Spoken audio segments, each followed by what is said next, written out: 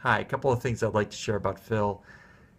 First, my interview back in 2005. It was scheduled for 45 minutes, lasted close to 3 hours, and we talked baseball and ancient Rome and this book, and got into a interesting discussion around the use and misuse of commas. After that interview, I was exhausted and felt like if I could survive 3 hours with the famous Phil Ullum, perhaps I had a shot at the job. 8.5 years later, I am thrilled that I have been able to work for him and to have him lead the Michigan office. The one thing that I really have always felt about Phil is that I could go into his office at any time with any problem, no matter how small or how monumental. And he would take the time to listen. And even if I was struggling with self doubt, I could go in there without fear of judgment, and he would give me terrific, sage, and thoughtful advice. So thank you, Phil. I will miss you immensely, and all the best on your endeavors after Towers Watson. So one word to describe Phil Ullum. There's definitely a lot I could choose from here, but I'm going to go with loyal. Uh, if you've been privileged enough to claim Phil Ullum as your friend, then you understand that he always has your back, and he always shows complete and continuous support for his friends, and that has actually been a true blessing in my life. So thank you, Phil. I'd like to give Mr. Ullum a taste of his own medicine. So you ready, Phil? Here's the scenario. The CEO of your largest client just called you. The VP of HR just got hit by a friggin' bus. The CEO wants you to present to the board in 2 minutes the 5-year strategic plan for the HR organization. You have 30 seconds to prepare. Ready? Go. Hi, Phil. Congratulations on your retirement. You've played many different roles in the Detroit office, and I feel really lucky to have been a part of that. You've been a great consultant, teacher, mentor, motivator, but one of your most memorable roles was that of chicken salesman. It was a legendary period at Towers Watson when you were selling chickens to associates, and those skills will serve you well in retirement. And so if you find yourself with your 401k balance dwindling and your pension check no longer covering your expenses, we're here for you. We'll buy your chickens as long as they're organic and humanely raised. Once again, Phil, wishing you the very best to both you and Beth in your retirement. Take care. We'll miss you. Phil, I really appreciated your All Associates meeting a few years back when we did our school fight songs, and you brought in the impartial judge to pick the winner, and that was the Woody Hayes lookalike. So thought that was a lot of fun. I guess I just wanted to thank him for his time and effort that he put into our office, especially a training session that he held for some of us younger associates to kind of point out some things and how to listen in our business, and especially pointing out books like Stephen Covey's 7 Habits of Highly Effective People. I thought was really good, and it's evident that that's one that he pays attention to, and like I think he told us he reads it like once a year, so he makes that a focus of his life. Oh, Vicki, is there any banana in my teeth? I was just eating a banana. Okay. Well, you asked me to tell you about the first time I met Phil, and that's when he interviewed me for this job. And when it was close to the end of the interview, what I said to him was, Phil, if you could sum up the culture at then Watson Wyatt in just one sentence, what would you say? And he was quiet for about 5 minutes. And then he said, I would sum it up as a group of smart people, but eccentric people, who are willing to tolerate each other's eccentricities. And I thought, that is the place for me. And Phil is the reason that I am here at Towers Watson. So I just want to say thank you so much, Phil. It was one of the best decisions I ever made in my life. Thanks. Well, I don't know where to begin. For starters, want to congratulate you on your retirement. It's well deserved. I hope you enjoy it. I know you have lots of hobbies, and I think you will keep yourself busy. I also look forward to staying connected with you, continue to hear your stories, and continue to get your recommendations on books and movies, probably 90% of which I'll probably never read or see, but I still appreciate them, and the ones that I do see I really enjoy. So again, please enjoy your retirement, and I look forward to staying connected with you. Thank you so much for everything you've done. It's been great. Hey Phil, so one of my first interactions with you was when you became the MC for the Detroit office. And I'd already received a call from the legal department, Cindy Boyle, telling me that I needed to control you. And I really didn't know what that meant at that time, but I was soon to find out that it meant a lot. So you and I were in a meeting, and we were offering a promotion to an associate in the office, Carrie Bachman. And we, before making her the final offer, wanted to give her some feedback that we thought would help her as she moved into the new role as office services manager. So this is Carrie. I'm here, and you are sitting over here. And so we talked to Carrie about the fact that she needed to get consensus sometimes when she's moving forward with things, blah, blah, blah. And after we had that conversation, I handed her her offer, and she looked at both of us and said, well, that's not enough. I want more money than that. This is not going to work. And on the side of me, I saw you do something that I later learned was very significant in how we would approach meetings together. You sat back in your chair, you leaned back forward, you put your hands through your hair, something like that, and you did something like this, and I knew something bad was going to happen, so I put my hand up like this, and I said, wait, and you said, no! And you said, Carrie, what you just did made me want to tell you to go fuck yourself. And I said, and so I watched this, and at the end I thought, oh my God, this is what Cindy meant. We're going to trial. They're going to be mad at me. I didn't stop it. I said, but at the end of the day, she took that feedback well. We moved forward with the promotion, and everything went well. It was a good outcome. Over the years, I've seen you do that many times. I have never put my hand back up again. A couple of times I've kicked you under the table, and I've learned that that does not work well either, because then you say, stop kicking me, Castro. But anyway, it's been a wonderful time working with you. I really enjoyed it, and I hope to stay in touch with you. Gypsy and I might come over at some point so we can all go to the dog park together. Love you. Bye. Hi, Phil. Hi, Phil. Hey, we're here at Kraft, our client, and look who I ran into. So I thought we would do a selfie together. So the best tip Phil ever gave me was to not complain about how late I worked the night before to my team members. And the best advice, Phil, you've given me is to follow the money. Yeah. Yeah, you can learn a lot about an organization and what their priorities are and how to help add value if you follow the money. Enjoy retirement, Phil. Bye, Phil. Good Bye. to see you. Pretty sure Phil's favorite phrase is "Go Blue," right? Hi, Phil. Congratulations on your retirement. Certainly well deserved. I want to thank you for all of your support and guidance over the years. Really appreciate all that you've done and your strong support of the healthcare practice. It's been tremendous. I do have one confession. You've given a lot of suggestions over the years of books that I might read, and I haven't had a chance necessarily to read them all, but there is one in particular that I did reread at your suggestion, and that was The 7 Habits of Highly Effective People, and I want to thank you for that suggestion.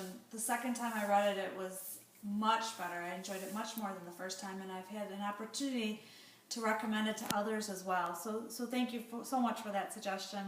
And once again, thank you for being such a great leader. Really appreciate everything, and best of luck and congratulations on your retirement. The best and worst thing that Phil ever told me, or the best advice that he ever gave me, the best advice was probably joining the firm. Definitely joining the firm. Best move I ever made. The worst advice that Phil ever gave me was calling the CEO at Textron a number of years ago. Did that. Wish I hadn't done that. But in the end, it all worked out. Thinking about books that Phil suggested more than once, I'd have to point to the Eric Sloan books. Great, great books. Interestingly enough, I discovered that I actually have multiple Eric Sloan books, even apart from Phil's recommendations. So there you go.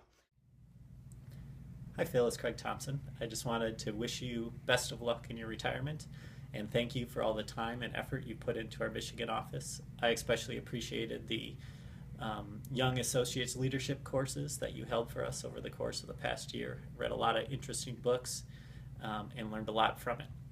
I hope you enjoy your time in retirement and you get to experience a lot of Ohio State victories, except for when they're playing anyone in the Big Ten or Notre Dame. Go Irish. It's not so much a story, but Phil's so very well read, and he likes to tell the story how I taught him how to use the four-wheel drive in his Tahoe, and it just has always made me feel good that I actually taught this man something, because he knows so much and has taught us all so much. I was thinking of one word to describe a Phil Ullum, and the first word that comes to mind is unpredictable. So back in the day, I think about this time when Phil decided that he was going to stop swearing, and he put this money jar on his desk to, every time he would swear, he was supposed to put money in it.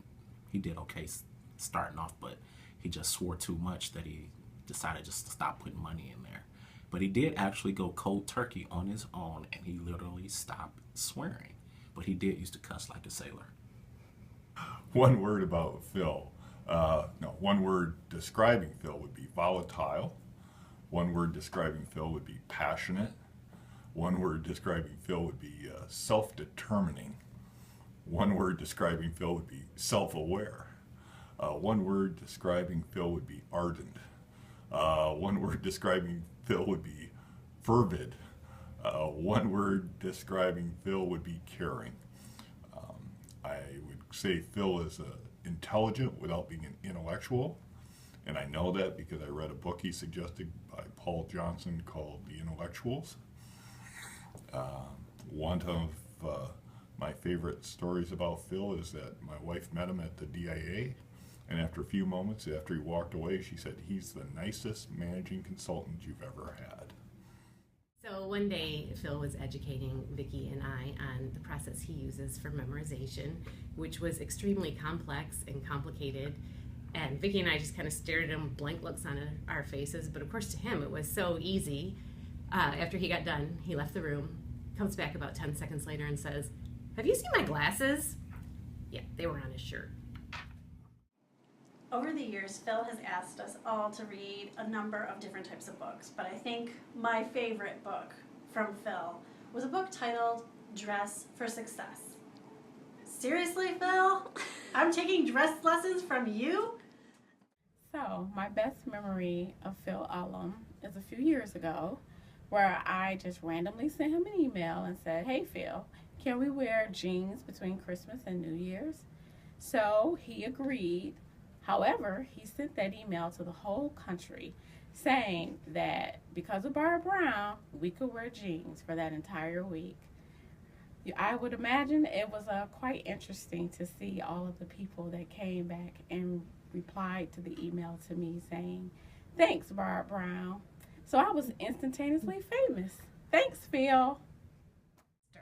One story I can share about Phil is when we were doing a finalist presentation for an actuarial relationship, and he introduced me with a tremendous third-party endorsement, which was undeserved but definitely helped us win the work and set me up to be successful going forward in the relationship. 20 years later, but I still remember it. Phil, you're one of a kind. I've really appreciated the way you always tell it like it is and speak your mind without regard to political correctness, maybe even aiming for a little bit of incorrectness. Your historical, immense knowledge, perspectives, and our discussions have always been a welcome break, even if we haven't always agreed. Thanks for all the book suggestions, even the ones by George Gilder. And finally, and very sincerely, best wishes to you and all your next adventures. Somehow, I know that you'll enjoy them. Hey, Phil, can't believe it's time to retire and just relax at the Tiger games. Hopefully they start to win with you back in the stands. My memory is you were the one and only person who ever asked me who my favorite author was in a job interview. And I don't know if you remember my answer, but it was Pierre Berton, a noble Canadian who wrote The Last Spike. Thank goodness you're a history buff, or I probably wouldn't be here today making this video. All the best in your retirement. Take care. Bye-bye. Okay, so for King of Sales, I once said that Phil could sell a bikini to an Eskimo. All right, so after the merger, Phil came up with GPI, glitches, problems, and irritations. I just want to know, when's it going to end, Phil? Okay, so the one word to describe Phil Ullum, competitive. So last but not least, I picture Phil leaving the office at the end of the day with 2 words for our departure. Yee-haw! Phil, I just wanted you to know that of all the managers, you're my very favorite. You've brought a lot of joy into the office, and we all feel comfortable when you come in. You're always laughing and joking and always in a terrific mood. And most managers aren't like that, so you're very unique in that respect. And I will miss you very much. And I wish you weren't going, and I can't believe it's been 10 years, because it's 10 of the happiest years of my life. And you've helped me and everybody else around here, and we really appreciate you. So good luck with the second portion of your life. I know you've got lots of things you want to do, and you're just a man who is interested in absolutely everything. Phil, before you leave, please leave me your phone number, because if I ever do get a chance to go on Who Wants to Be a Millionaire, as I always say, you're going to be my lifeline, phone a friend. Goodbye. Phil, congratulations. I hope everything you do in the future is a huge success, and I tell you, I will miss your sweater vests. Congratulations. One word to describe Phil, the word polymath, which essentially is a term for somebody who has a wide range of interest and a deep knowledge in lots of different things. A book recommended by Phil, The Reckoning by David Halberstam, the story of the auto industry in the United States. Hey, before you leave, I want my books back. One word to describe Phil. I think I'll have to use 2 words. Sentimental juggernaut. My favorite Philism, or the one I hear most often, is, "You're a dime holding up a dollar, Vargo." Words that describe Phil Ullum. Borderline psychotic. Maybe not borderline. Intelligent. Well-read. Incapable of understanding time. Brilliant. A little off. Okay, a lot off. But one of the best mentors I have had in my lifetime. Trying to summarize Phil Ullum in 20 or 30 seconds is virtually impossible, monumental at best. So looking at some of your suggestions, I thought about all of the books that Phil wanted me to read, and I have read several of them. There's one in particular, which was Denial of Death by Ernest Becker, a very intense examination of what motivates people to do what they do. And there's one quote in particular that I think sums it up best, and that is, "No mistake, the turd is mankind's greatest threat." That's what I think about when I think of Phil Ullum. Hi Phil, it's Chelsea. Do you remember when you gave Danita this DVD? Well, she snuck and she gave it to me, and I still have it. I'm sorry that I have it, but I'm going to return it now, I promise. I'm glad it's not an overdue book where I probably owe you a lot of money by now. Happy retirement. Congratulations. You will be missed. All of your passion and all of your Mission Impossibles. Take care. Phil, your absolutely worst advice to me ever was Watson Wyatt has a great pension plan, so pretty much ignore the 401k contribution. And we kind of know how that story ended up. But the good part about your bad advice is I pretty much ignored it. Okay. So Phil, the one or two words that, well, maybe a couple words that describe you as unique and one of a kind. In what way, Steve, would you say? Well, what other senior consultant would be late for a meeting in Ann Arbor and decide with a senior practice leader from Group and Healthcare and himself and myself to leave the parking lot of Towers Watson, at the time Watson Wyatt, leave the parking lot, and instead of going out on the Northwestern Highway, would actually go behind the little trees there along the edge of a marsh and drive right onto 696 headed west towards Ann Arbor. That's unique and one of a kind. Phil, the best advice you ever gave me, beyond of course getting to yes, beyond rainmaking, beyond people skills, and I would note that you can see the tabs and the amount of highlighting, so I actually was paying attention to your lectures back then. But beyond all that great book advice that you gave me, the best advice was when we were still Watson Wyatt. Your comment to me was make sure you, when they offer you to purchase stock, buy as much as you can. So that was great advice. And you also said, and asked to buy more. Great advice. The bad part about that advice is you didn't hire me like 5 or 6 years earlier. Otherwise, you'd be making the video of me in retirement. Phil, I'm going to really miss you a lot. You've been my history teacher, my librarian, my friend, my lawyer. Just goes on. I'm really going to miss you. Phil, congratulations on your retirement. Of course, there's many stories I could tell about the early years in account management. One of my favorite was when you had me come up to Detroit and you shared version 1.0 of the AM competency model. That tool became something which the whole firm built a lot of the tools and processes for account management that are still in use today. Thanks for all your contributions and all my best. Hey Phil, just wanted to maybe leave this with you. If I think back over the years, situations where I benefited greatly from your advice, I think it dates back almost 8 years ago where I benefited not from advice you gave to me directly, but the advice you gave to my predecessor to actually go and work for a client, because it gave me the opportunity to be where I'm sitting today. So thanks a lot for that. Advice from Phil. Well, the thing about advice from Phil is that you never really know. Sometimes years go by and you still don't know whether it was really good advice or really bad advice. And in fact, I'm still waiting for the verdict on some of the advice he's given me.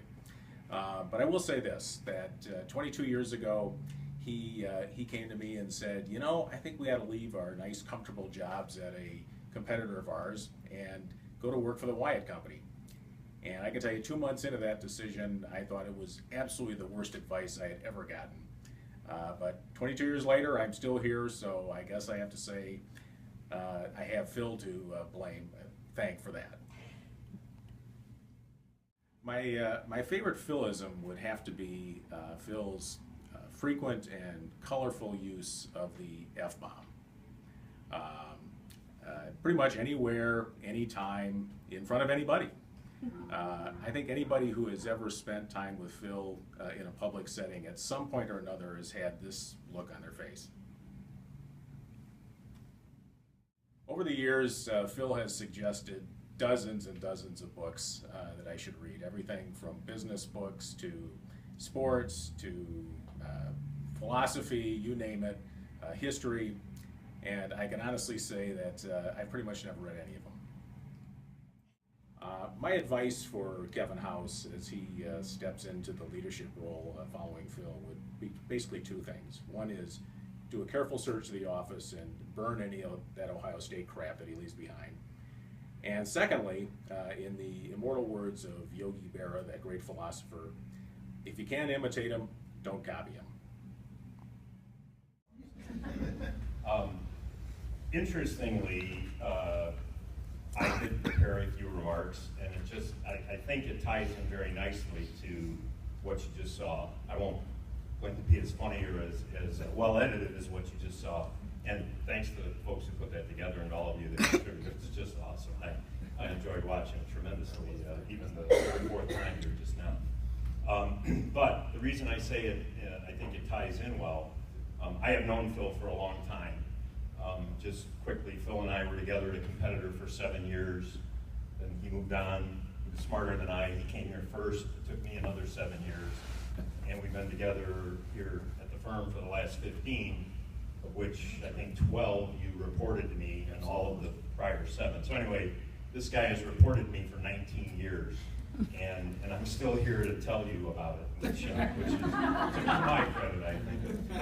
But the reason it ties in well is there's a couple things that Phil has given me credit for, maybe undeservedly, but two of the things that he has talked about is that I am a person of words. I am somebody to whom words matter. But he also, and I don't know that anybody else has noticed this, but when I recall a story, he often says, wow, you have an ability to remember verbatim what somebody said, even years later. So I wanted to take that and turn that on to Phil Ullman for a minute. So I have several words that I don't know if I can match. I don't know if Mulder's in the room. Somebody can count. I don't know if I'm going to use as many as Rick Mulder did, but I might. But I want to rewind all the way to 1985. I was going to ask who in the room wasn't born in 1985, but I know it's the whole actuarial service. So don't raise your hand, don't stand up. In 1985, I was working at a competitor. Had just moved to Detroit. The recruiting folks called me and said, we have a candidate, we want you to go up to the Big Boy on Opdyke Road in Pontiac. I don't know if there still is a Big Boy. I don't even know if there still is an Opdyke Road, but there's not a Silverdome anymore. But it was right near the Silverdome to meet a candidate. This was the candidate, and the only quote I can have, I would kill for a video of that awkward, stilted hour that we spent together. Somehow we managed to get together. But the only thing I can remember is being called Mr. Hayes for an entire hour. So the quote is Mr. Hayes. It was the last time that Phil used that, actually as a sign of respect. He has called me Mr. Hayes a few times since, but it's in a very different... The next one, I'll just fast forward about a year. I'm going to guess on the years here, but it's about 1986. Phil had been with us about a year. We had just completed a meeting of the office, which was in a room about 1/10 this size, because it was 6 or 8 people. And we walked out of that meeting, and I worked up my nerve to give Phil some feedback, but you can give Phil very direct feedback, and I admire that in him. So I walked in his office, I closed the door, and I said, Phil, bleepity bleep, you've got to stop swearing so bleeping much in front of the rest of the office. And the Phil Ullman quote, which I remember 30 years later, he said 2 words. And I can repeat both of them. That they are, got it. That was it. And I said, good. And I walked out of his office. And it actually worked for a while. It worked for a while. So Phil, and the word for Phil there is coachable. Phil is surprisingly coachable, or at least he tries. Whoever said on the video, you know, a little bit of irreverence to go with the reverence is definitely right. But Phil really does try and has taken feedback tremendously over the years. So you can imagine the Phil Ullman of 1985 if you're thinking that he's had feedback from me for 19 years. Fast forward to 1988 or 89 roughly, and one of my favorites, the word here for Phil is competitive. I think Cheryl used that to kick off the video, and I think it was awesome. Phil is very competitive. Here's my story. We were together, there were 3 of us in the room. It was Phil and I and a client. I think it was Paul Kahada, I'm not sure. But the client was telling us about a project that we were going to bid on. And we were questioning him about the project, trying to get as much information as we could, and he said he'd already been talking to others in the field, and this was going to be a competitive assignment. I don't remember what the assignment was, but I do remember walking back to the client's office to finish up the meeting. The administrative assistant called the client away. He said, just give me a couple minutes, I'll be back. You guys just go on in. We walk in his office, and as we approach his desk, I walk up to a binder on the corner of the desk, and I just look over, and the binder says, a suggested approach to project XYZ, William M. Mercer Associates. Oh, no. And I looked over at Phil, and Phil looked at me, and he kind of raised his eyebrows.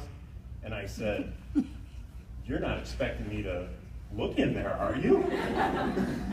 And Phil said, "Of course not. I would never do such a thing." This is a quote. He said, "I would never do such a thing. But I do expect you to stand in the doorway and clear your throat if anyone's coming."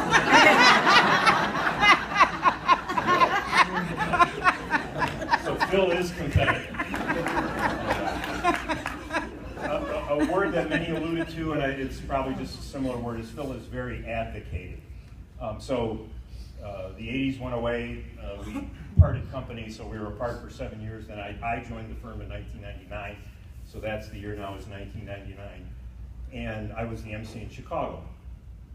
And for some reason, probably to see my boss, Tom Barrett, I was coming over to Detroit.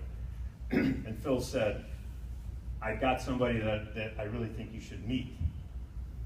And it's somebody I've been telling you about." And he had been telling me about for years, but he said, "I just think the two of you should meet.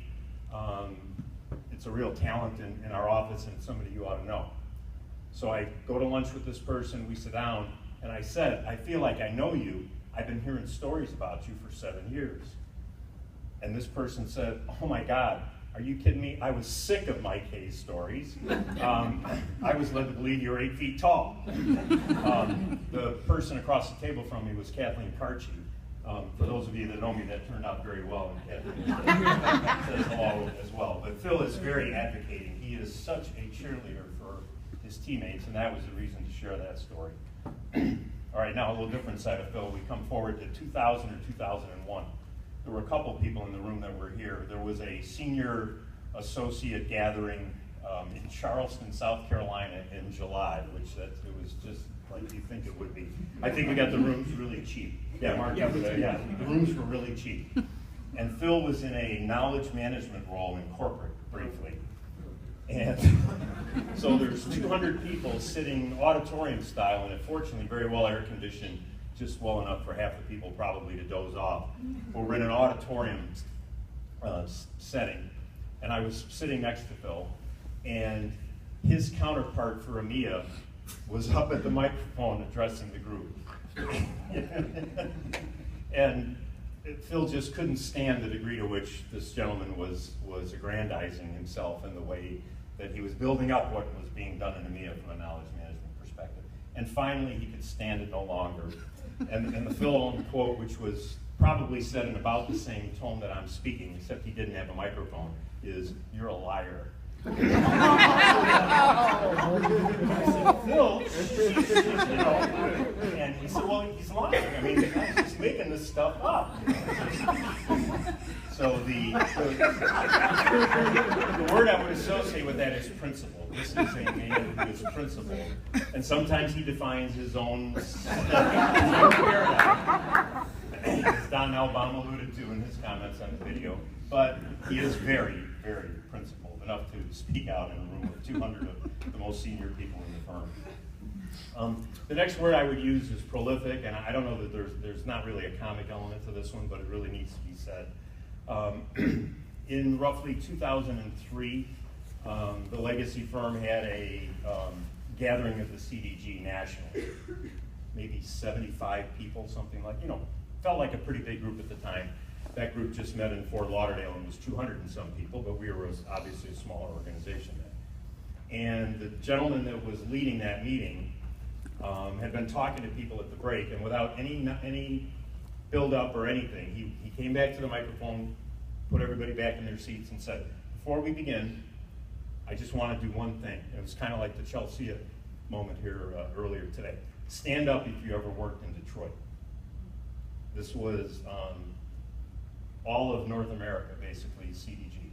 About a third of the room stood up, of whom fewer than half were currently in the Detroit office. Most of them had been transplanted hither and yon, some of whom you saw in the video earlier. Phil didn't do all of that, but he did a lot of that. So, everything Phil does, he tries to do on a large scale, so the word I chose there was prolific. Phil is very intense. So my next word is intense, and several of you used that on the video. And my anecdote here is to come forward to about 2005. Many of you in the room are in the retirement practice. Many of you know Jim Shaddy. This was the point where Jim Shaddy had just become the DLL and had just joined the Central Division leadership team. And we meet on a quarterly basis, and at some point in the meeting we get together for a dinner. And this was, I think, Jim's first meeting. And we were kind of crammed into a small private dining room in the back of a restaurant someplace. I think it was in Chicago. And Shaddy came in late because he was plugged into his earbud up until the very last second, as Jim always is. And so he took the seat all the way in the corner. And I was sitting on the other side, so I really didn't get a chance to speak with Jim. And he was new to the group, but I wanted to be sure he was doing okay. So as the meal finished, I kind of stood up and started to make the rounds of the table. And I walked around, and for a minute there, I couldn't find Shaddy. And I looked, and Phil had turned his chair around and was facing Shaddy from a distance of about 18 inches. There was an eclipse of Jim Shaddy. Phil was all over. And I said, Phil, what the hell? And if you know Phil loves one-on-one conversations a lot more than he likes to work the room. He had cornered Shaddy, and I said, Phil, what the hell are you doing? And he turns around and he says, did you know this guy majored in Russian Lit in college? And I couldn't see Shaddy's entire face, but if you know Jim, I could see just his eyes. They were this big, and they were just saying, save me, save me. So Phil is, if nothing else, intense, and you know he's well-read. And the last one I'll share, and thank you for the time, is one that came up 100 times, and it's a serious one, but it's the one that I think defines. So he is loyal. He's amazingly loyal. He will go to bat for anybody in this room. And you know, he used a baseball analogy today. Usually it's a military one. There's a reason for that. I mean, that's the way he feels about the people in this room. 2012, paying bonus time. There's never enough money in the pot. There wasn't enough money in the pot. We're trying to do bonuses for the CDG. And Phil is going to bat for one of the people on his team. That person happens to be in this room. Doesn't matter who it was, because it could have been any of you, but the person is in this room. And Phil said, give that person the money they deserve. The number is X. Take it out of, the quote is, take it out of my bonus. And I said, Phil, I can't do that. He said, who's going to know? Do it. And I said, can't do that. I won't do that. It's not the way to do it. It's not the way we operate. So a little bit of money moves around at the end of the process. We get that person to where we wanted to get them. And I told Phil we were cool and everything was fine. I'm here today to confess that that is the way that I did it. And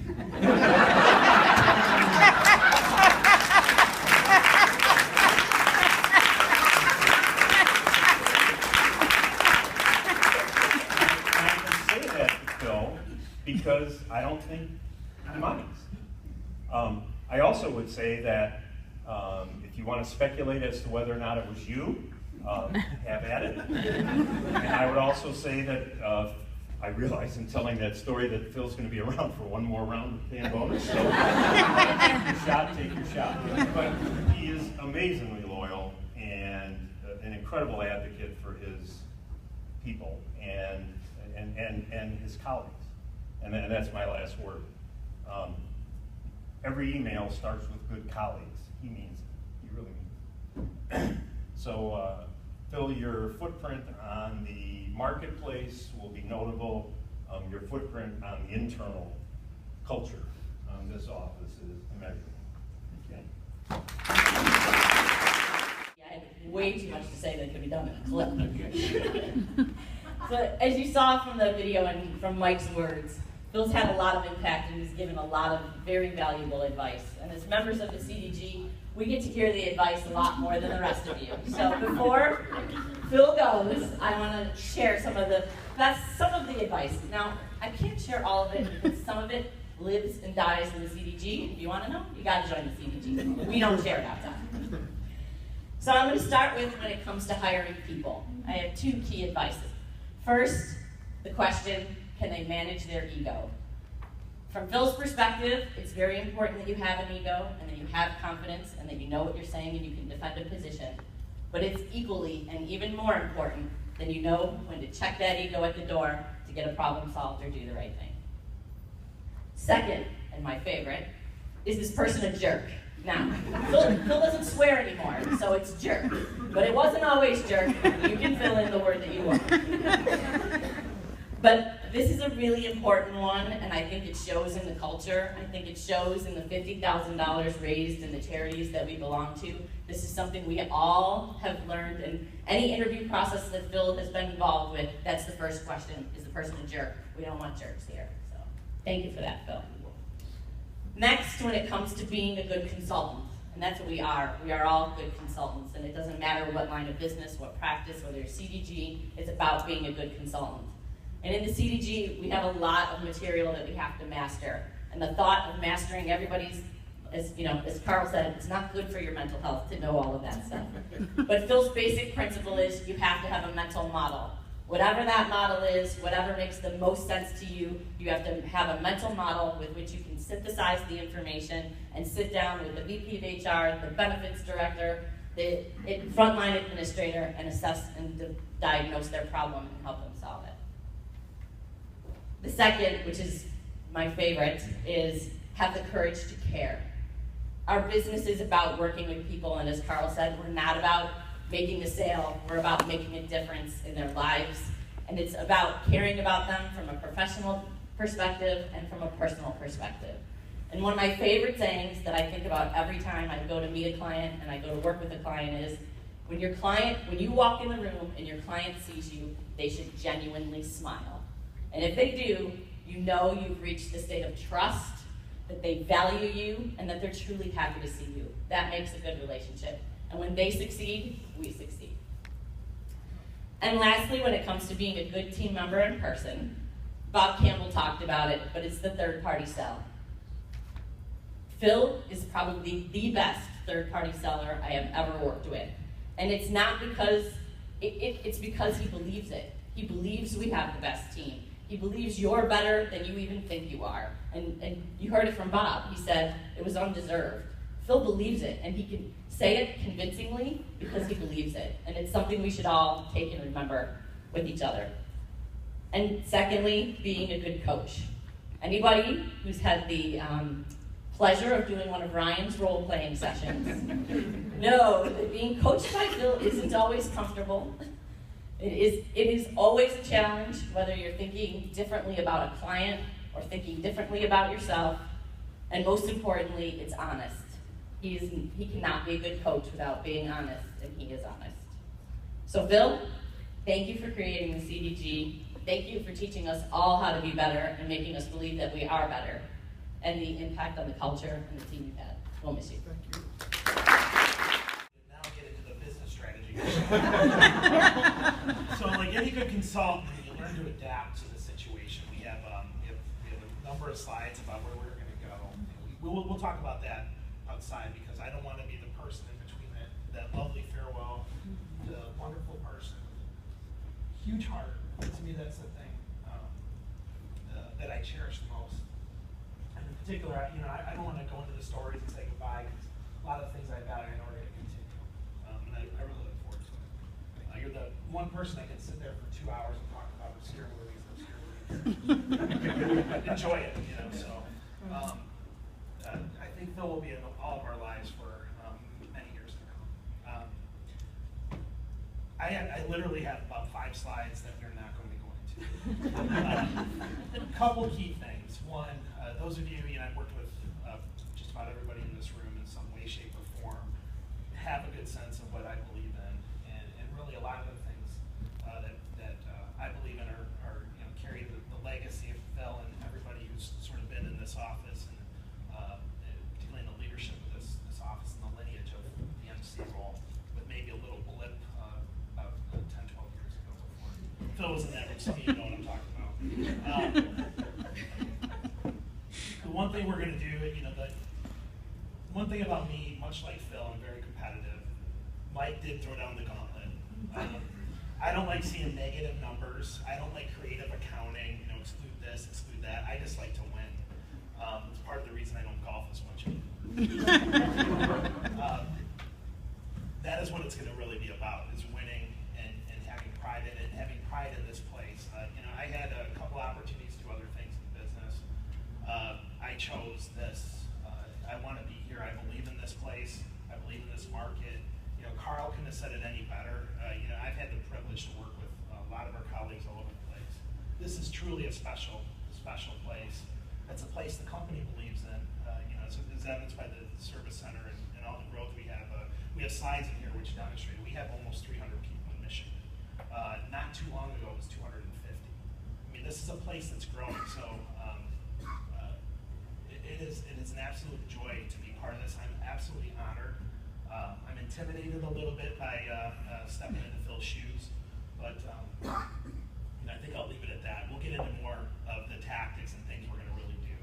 But when it's all said and done, it's about doing the right thing for all of you, for our clients, for the communities that we work in, and winning. That's really what it's all about. So I'm going to wrap it up with that because I think it's like 80 degrees and sunny. I did want to make a couple comments myself. I think you're allowed to. So this is official that he's in between. Yeah, exactly. Somebody skipped over me there. Well, first of all, thank you for everybody that put the work in to do something like that. It's those of you who know me, I'm not all that comfortable sitting there being the object of that kind of attention, but on the other hand, it's deeply, deeply appreciated. You know, I know it took a lot to put that together. Thank you, and I promise not to keep us that long, but I would be remiss if I didn't have a couple things to say before I check out of here. First of all, just as a side comment, editorial comment, now you can see why I was worried about Dan Isaac showing up in the room. Little did I know that he was going to. So I do have a couple notes here, and forgive me for putting on my old guy glasses, but I think just at a time like this, you know, really, there's two sort of overwhelming emotions you feel. One is just profound gratitude. I mean, just truly deep, profound gratitude. And the other is just sort of that bittersweet feeling of all the things you're going to leave behind. So I'd just like to take a brief couple moments and try to express some of that gratitude, and maybe even, you know, wrap in some of that bittersweet stuff. And I'd start with saying it's been really, well, first of all, really good. It's been an honor and privilege to be part of Michigan. I'll come back to that. That really should be the beginning comment, though. It's been truly a privilege. But it's been a privilege to be part of the organization. And I think, especially for those of us that have a lot of interaction with clients, it's not hard to come up with a lot of names of organizations where you wouldn't work there if somebody put a shotgun to your forehead. And you can start there on the continuum and go all the way down to working at a company where the culture and the values really align with yours. It just feels good. And so I'm really grateful to have been part of an organization like that. And it's funny, Carl and I were talking in my office earlier. I was expressing some of these thoughts to him, which is, yeah, I'm really grateful to our executive leadership. Carl's comments about our competitors, I think, brought that home. But in particular, if you look at what John Haley has done for us over the last 10 or 15 years, and the ride that we've had through this industry versus the ride that our competitors have had, we've had really, really outstanding strategic, great leadership at the top of the company. I'm really grateful to have had that. It's a wonderful thing. And I think a number of people mentioned this. It's great to work in an industry where it really feels like it does make a difference what you do, right? I mean, it feels good to make a difference. You know, I've often told people, you know, there's a lot of industries. I couldn't work in the gaming industry. You know, you could have offered me $10 million to be the CEO of any gaming company in the world, and I would have never done it because at the end of the day, I don't believe in that kind of a company, and it's not something I'd want to spend my life energy on. And it's just been good to be able to spend my life energy on this kind of organization. So the organizational level, it's just been great. It's just been really great. At the boss level, you heard about the no doubt painful experience Mike's had as being my manager for, was it 19 of the 29 years I've been in this business? But really, it was great because let me say it this way, I'm sure I didn't exactly fit the mold that Hewitt typically hired when you hired me at Hewitt. So, you know, I appreciate the fact that Mike provided me an opportunity, and not just an opportunity, but provided leadership, role model that you could aspire to, provided a role model of excellence, was a great teacher. That story he told you about coming in and shutting the door and giving you a little bit of what for, and me going, I got it. That's because I was scared to say anything other than got it. You know, that was one of probably 175 of those kinds of coaching moments that really helped me out in my career. So it's been truly wonderful to have Mike as somebody that I reported to all those many years. And I think I'd also, you know, mention, it would not, there's 2 or 3 people aren't in the room today I'm going to mention, and one of them's Fred Green, in combination with the man sitting back in the corner of the room, Clay Seabrook. Because in '92, when then Wyatt Company was thinking about hiring a number of people from Hewitt, you know, it was Fred Green and Clay that took a chance on us, and it was great. I mean, it was just, they afforded us an opportunity that most places in the Wyatt Company at the time weren't doing. It took courage on their part, and it was just really wonderful. And for those of you that know Fred, courageous is not the first word used, especially in a corporate setting. But between him and Clay, they somehow believed that you know, we could, you know, be a good place to have me hanging around and the people that were coming over from Hewitt. So Clay, I'm really grateful, and to Fred, you know, I'll give him a call myself, but you know, it was pretty wonderful. Michigan operation itself, Carl, thank you for your kind words about Michigan, and Mike, the same thing. You know, just I have my own list of words, right, for Michigan. You can't feel anything other than sort of real humble gratitude to say, yeah, it's been a good work experience, and that team has made a huge part of that. And then finally, you know, just the individual people, connections. I'm so grateful for the stories that we've shared with each other. You know, there's so many of them, right? It's like, and the life experiences, and the people here, I think, you know, I will lift my no swearing rule for a moment and say, we really have worked hard over the years to scrub out the assholes in this office. And it's the truth. And we might have missed one or two. You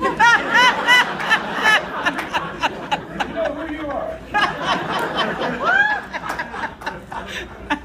We might be coming for you yet. But you know, it is a nice place to work, and people are very nice. And it's just been a joy to see, you know, when you look at that, the community service and how people will pull together. Well, think of the other ways, you know, people pull together. This person has an illness, and they could use some paid time off transferred to them, or in so many ways. But just to see people support each other in the tough times, right? Because we all need a little bit of that sometimes. And here's where.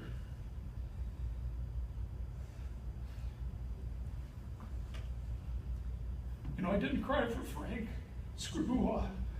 He passed away. I guess I have to do it now. But for those of you who were here in 2005, we lost Frank.